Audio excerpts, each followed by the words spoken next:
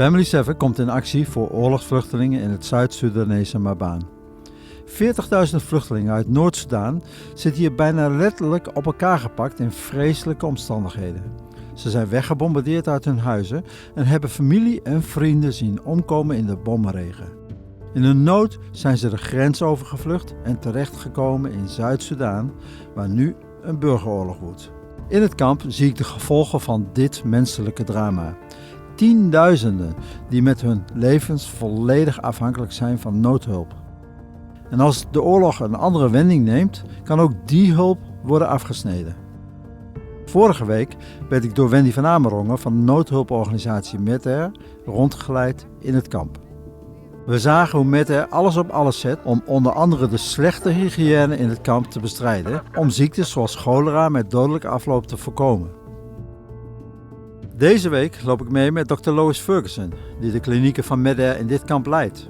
Haar man Alex Fergusson is logistiek manager en probeert in de chaos van een oorlogsgebied nieuwe voorraden te laten invliegen. Maar dat gaat deze keer niet zoals gepland. Just been told that the flight is cancelled for today. En de mazelen zijn uitgebroken in het kamp en Wendy is bij de vaccinaties. Voor Family7 in actie reis ik naar Zuid-Sudan, het jongste land ter wereld. We zijn uitgenodigd door Medair, een noodhulporganisatie. Na een decennia lange onafhankelijkheidsoorlog met Noord-Sudan werd het land in 2011 onafhankelijk. Maar in december 2013 brak er een verschrikkelijke burgeroorlog uit. Het gevolg: 2 miljoen mensen op de vlucht. Omdat er niet gezaaid en geoogst is, dreigt er een hongersnood. De humanitaire ramp in Zuid-Sudan is een vergeten ramp. Daarom komt Family7 in actie voor de vluchtelingen in Zuid-Sudan.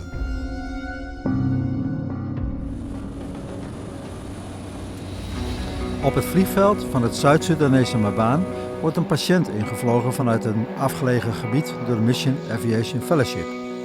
Piloten die over de hele wereld vliegen om ontwikkelings- en zendingsorganisaties te ondersteunen.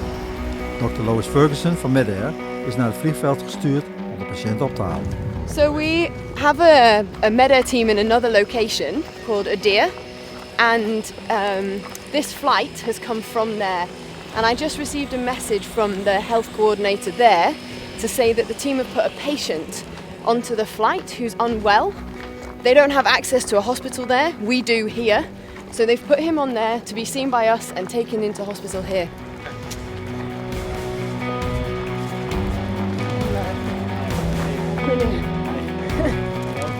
Oh, yes, these guys are with us.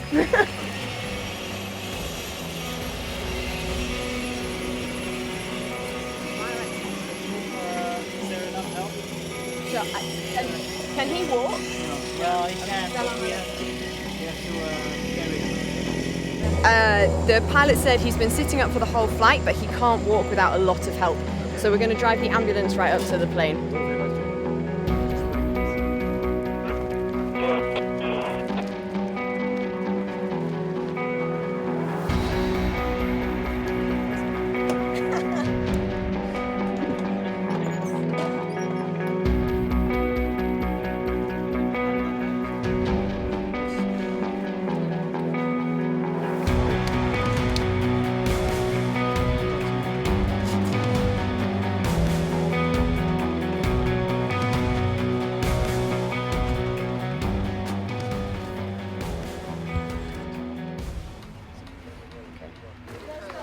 Yeah, so this is, so he's had the open wound on his head for 5 months, now on his back. What happened with that? And his armpit. I think it may have been spontaneous, started by itself. That was what all I got over the message on Skype, is that he's had the wounds for a very long time. He was seen several weeks ago in clinic, but came back today, and now he's very, very weak, finding it difficult to walk. He's got a fever, so I mean, my reading from that would be this underlying infection. It could be TB. It could be even seeing like where it is and the size. Yeah, can you come clear the location? Great, thank you very much, Christine. Dokter Lois Fergusson. Vorige week zagen we haar al in actie bij een ongeluk met een militair voertuig. Zij en haar man Alex werken beide voor Medair. Wendy en ik zijn in de centrale kliniek van Medair in Batil vluchtelingenkamp, wat wordt aangestuurd door dokter Lois. Ik loop vandaag met haar mee en Wendy bezoekt het vaccinatieprogramma.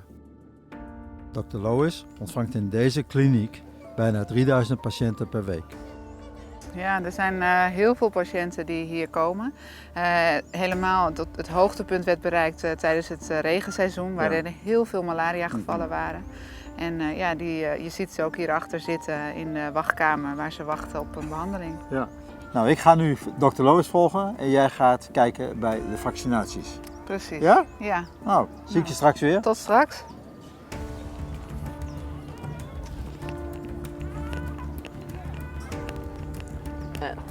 My goodness. Hello, Hello. you're Dr. Lois. I am. Come in. Hey, nice to meet you. And you? How is that, coming from Great Britain and being here? It's quite different. A lot of change. A lot of change in terms of where we are and also in terms of what I actually spend my days doing. I can understand. Yeah. So, is this a big clinic? Yeah. Yeah.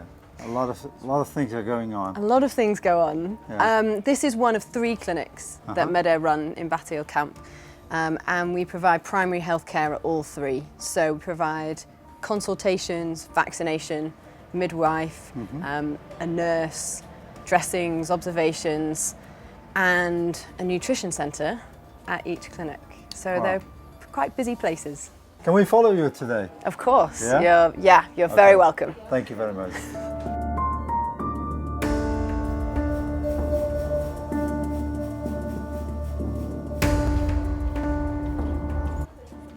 We komen hier bij de vaccinatieafdeling. Inentingen zijn heel belangrijk. Ook in Nederland worden kinderen ingeënt tegen ziektes. Hier is het nog belangrijker omdat er zoveel ziektes uitbreken in het kamp. Op dit moment is er een mazelenepidemie gaande in het kamp. En het is natuurlijk van levensbelang om de kinderen daarvoor in te enten. Verder. So what are you doing here? Yes, I'm just in vaccination. So you're vaccinating the children against diseases? Yes. Great. Maar in plaats van dat de vaccinaties gaan beginnen, worden de mensen naar huis gestuurd. Nou, deze moeder die gaat vandaag naar huis, want de vaccinatie die dit kindje nodig heeft, die is niet aanwezig op dit moment en die is er morgen weer. Dus zij komt morgen terug. Dan staat dokter Lois op de stoep. Your first priority needs to be to find me and say, we have to have more today. We can't send people away without a vaccination to leave their children at risk of getting measles at the moment. Okay, so I'm going to find out whether we have any from base. We will go and get some. Please don't ask anybody to leave. Please ask them to wait. It may take an hour, but please ask them to wait here. So I just tell you, on this ways, there's no measles. Yes. Yep. Yes. Yeah. So we need Because to. I'm just you make a request yesterday. Yeah. I understand, but yesterday's request will not arrive until tomorrow. And today's children also need the vaccine. Okay, we'll get on to that. Dr. Lois begeleidt haar team en probeert haar mensen steeds meer te leren. Achter het werk van Medair in het Batil Camp schuilt een grote logistieke operatie. Eén van de mensen achter de schermen is Alex Fergusson, de man van Lois. Terwijl Wendy en ik deze week in het kamp opnames maken, is er een andere camera die Alex volgt. Hij inspecteert vandaag de opslag van goederen, die bestemd zijn voor de noodhulp in het Batil Camp. So this is where we keep a lot of the wash supplies, so water, sanitation and hygiene. We have all of the tarpaulins which we keep, which are for building latrines, which we get, the best quality ones we get sent over from Europe, so we tend to buy them in bulk. Throughout here we have, down the end we have the parts for the generators, and then the tools, spare generators, surface water pumps we keep down here. And then these are parts for the hand pump. Alex heeft de belangrijke taak om te zorgen dat het kamp wordt voorzien van alle materialen die nodig zijn om dit kleine dorp van 40.000 mensen te laten draaien. Zoals onderdelen voor het watersysteem, medicijnen en medische goederen, bouwmaterialen, krachtvoeding voor de ondervoede kinderen en nog veel en veel meer.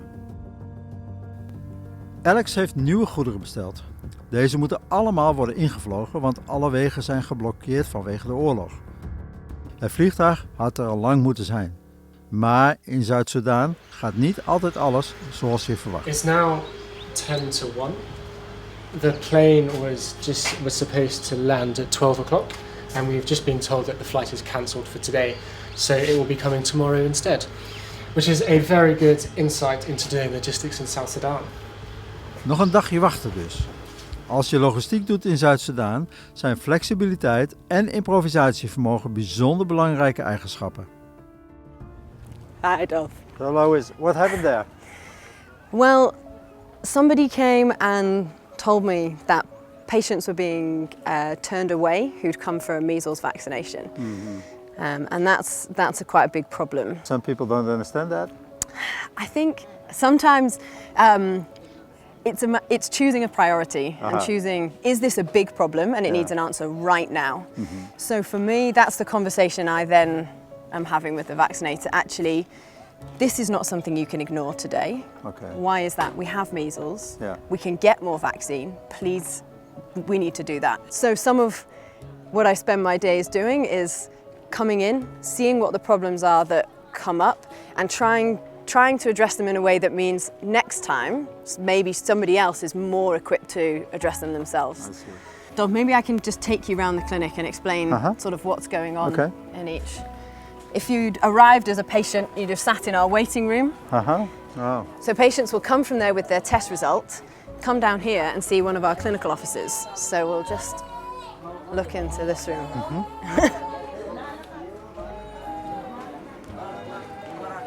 Okay. So this is where the bulk of the clinic work really happens, is with our clinical officers who are taking histories, examining patients, making diagnoses, prescribing the treatment.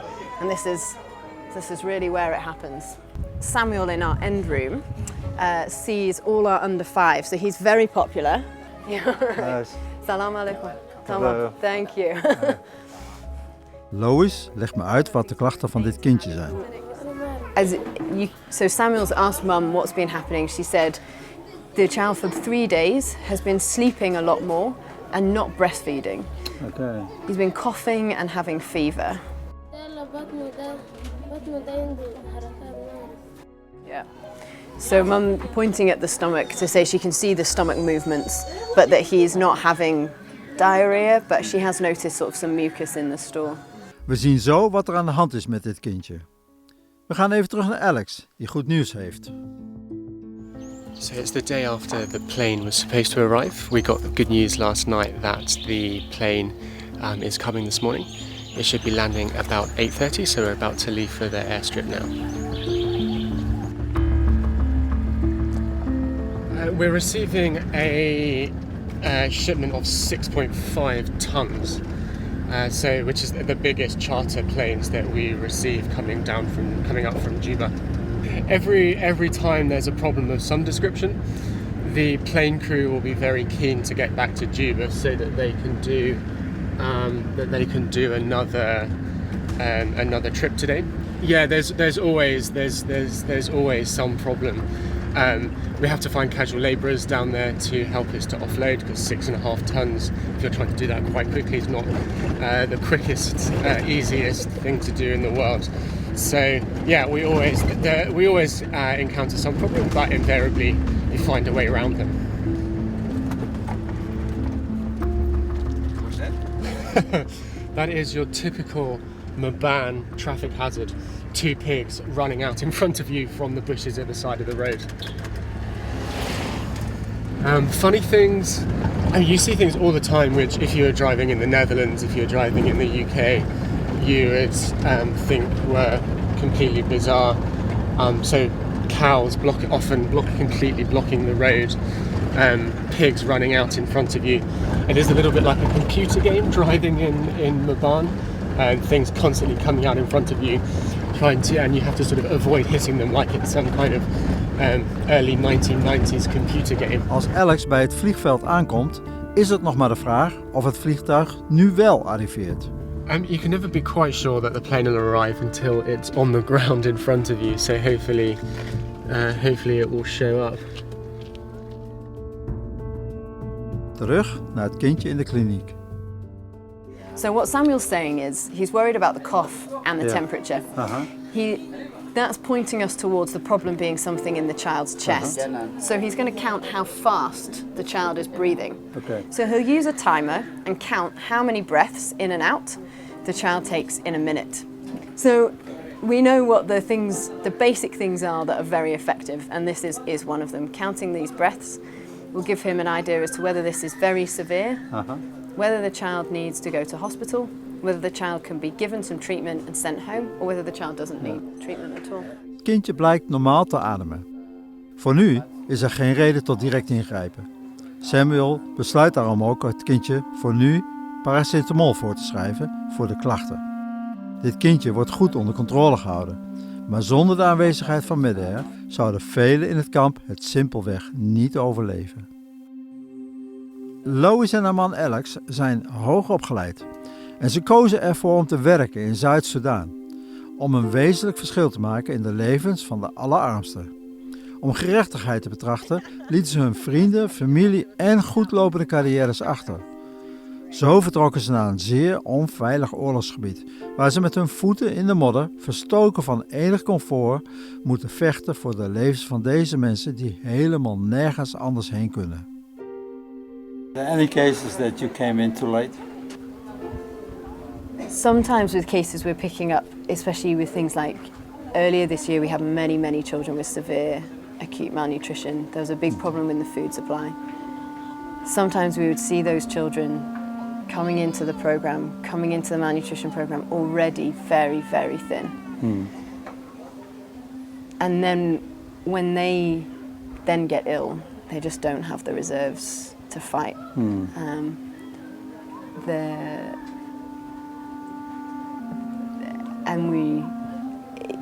Even when you get them into your program, they don't all make it. Isn't that difficult for you? Yeah. I think it would be very strange if it wasn't difficult. I think for me some of the hardest months were earlier this year when the food situation was so awful in camp that we had days where I found children outside trying to go through the rubbish from here to open the empty wrappers and lick them out. Oh, wow. That is one of the days I have been in clinic and cried.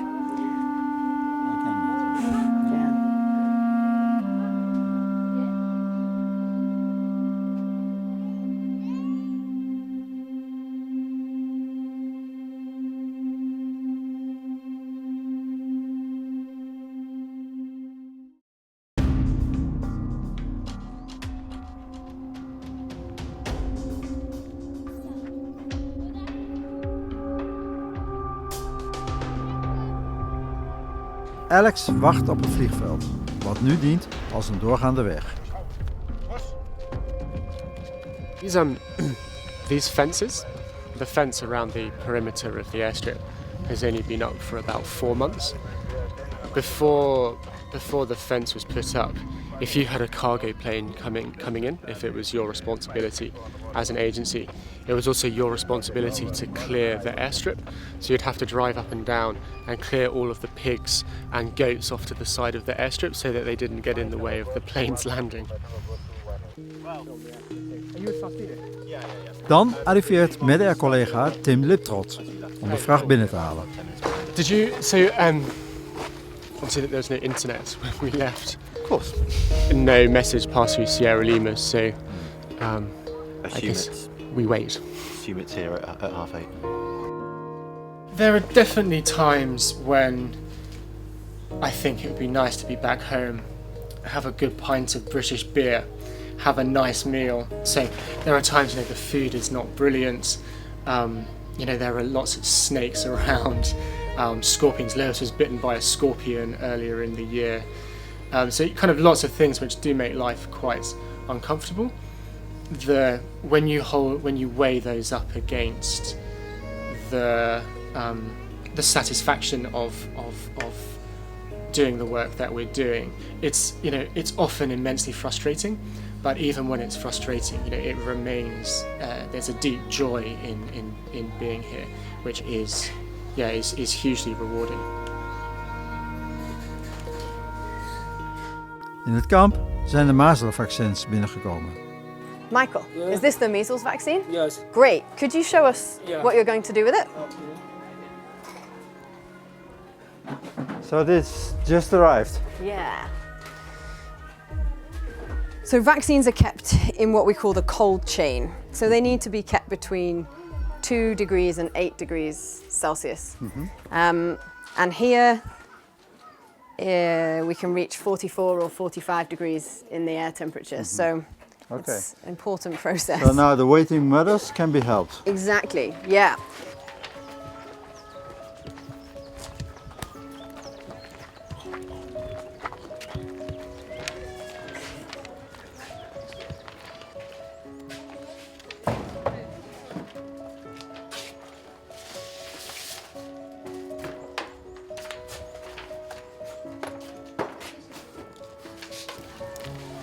Nou, gelukkig maar. Ik hoor net dat de mazelenvaccinaties binnen zijn, dus ik ga even kijken hoe het verder gaat.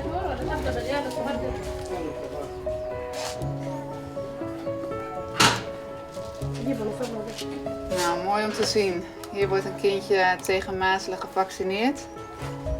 En volgende week dan zal er een massavaccinatiecampagne plaatsvinden, omdat er dus die epidemie is in het kamp. En zullen er meer dan 17.000 kinderen onder 15 jaar worden gevaccineerd.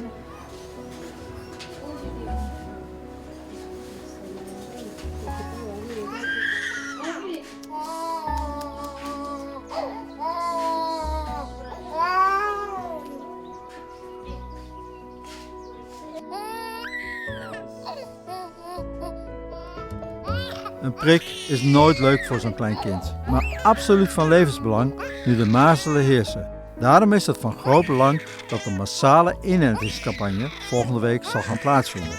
Zonder Medair zouden de gevolgen van de epidemie niet te overzien zijn geweest. Yeah, here we are.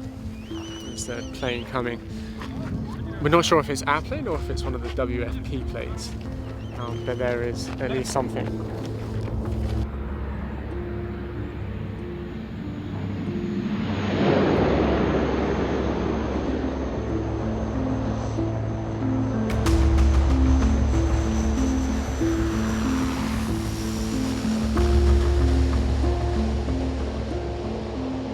Malesh. Better luck next time. It's okay.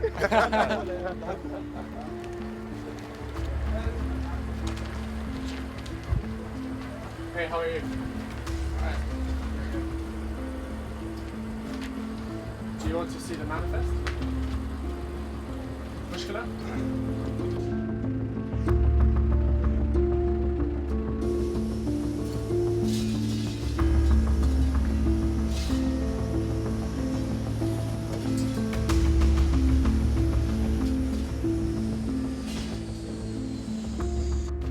So the shipment has come in and the guys are busily offloading behind me.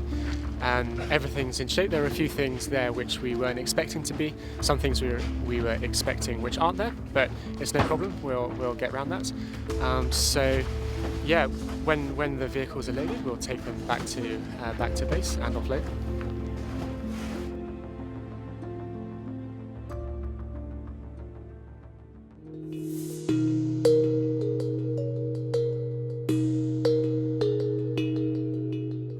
I think I felt called into medicine to go to places where there are no doctors. And I felt a calling in from God, from a God who loves the poor in spirit, the poor that we think of financially, whose son came and walked on the earth and said, I've come that they might have life and life in all its fullness. And that means health and being able to be healthy, and for me that has led me here step by step to doing this. We need more doctors here? Yes, please. Okay. You can challenge them now. Yeah, we need health professionals, doctors, nurses, midwives, public health professionals, people who are passionate about sharing their skills and training up the people here to be able to do it for themselves. If you're qualified to do that and you hear that call, if listening to us, seeing what we're doing makes your heart race, makes you feel excited, maybe it's for you. Have a look at what Medair does. Have a look at, do your skills match what we're looking for? And if they do, we would love to hear from you. Thank you, Lois. Pleasure. God bless. Thank you, Dolph. Onze tijd in Maban is ten einde gekomen. We hebben in de afgelopen afleveringen kinderen gezien zoals Rameke, die zwaar ondervoed zijn. Zwangere vrouwen, die nog net 40 kilo wegen. En moeders, die hun kinderen hebben verloren aan ziektes. De vluchtelingen die hier wonen, leven hier in de meest barre omstandigheden. En we hebben gezien hoe Medair deze vluchtelingen in leven houdt met mensen zoals Lois en Alex. En om dat te kunnen blijven doen, heeft Medair uw hulp keihard nodig. Helpt u mee? Zo Wendy, is de vaccinatie inmiddels gelukt? Ja, ging goed. Gelukkig wel, want eerst waren de mazelenvaccinaties er niet. Ja. En ja, dat was best even spannend, want die kinderen die moeten nu gewoon gevaccineerd worden omdat er een grote epidemie gaande is. En ja, het was fijn dat ze er toch kwamen en dat alle kinderen gevaccineerd konden worden. Geweldig. Nou, Ja. we zijn aan het einde gekomen van deze aflevering, maar ook van de serie. Maar ik wil jou heel hartelijk bedanken voor de rondleidingen die je ons hebt gegeven, de informatie en het zien van de klinieken hier. Het heeft ons heel erg geholpen om inzicht te krijgen in het werk wat Medair hier in Zuid-Sudan doet. Ja, en ik ben heel blij dat jullie dit verhaal willen vertellen, want er zijn hier nog zoveel mensen in nood. We hebben mensen die angstig zijn dat er onveiligheid weer terugkeert, dat de oorlog in volle hevigheid ook hier weer losbarst. Er zijn nog heel veel mensen steeds ziek, de mazelen is nog aan de gang. Er zijn gewoon heel veel dingen waar hulp voor nodig is. En ik ben heel blij dat jullie dit verhaal willen vertellen. Dankjewel. Dankjewel. En u thuis, heel hartelijk dank voor het kijken naar deze serie Family7 in actie hier in Zuid-Soedan. En Wendy zei het al, er is nog zoveel nood en Zuid-Soedan is echt een vergeten land. We willen u vragen om dit land niet te vergeten. Om voor dit land te bidden, voor de bewoners van dit land. En dat u echt ook betrokken wilt zijn bij het werk van Medair. Hartelijk dank voor het kijken en graag tot een volgende Family7 in actie ergens in de wereld.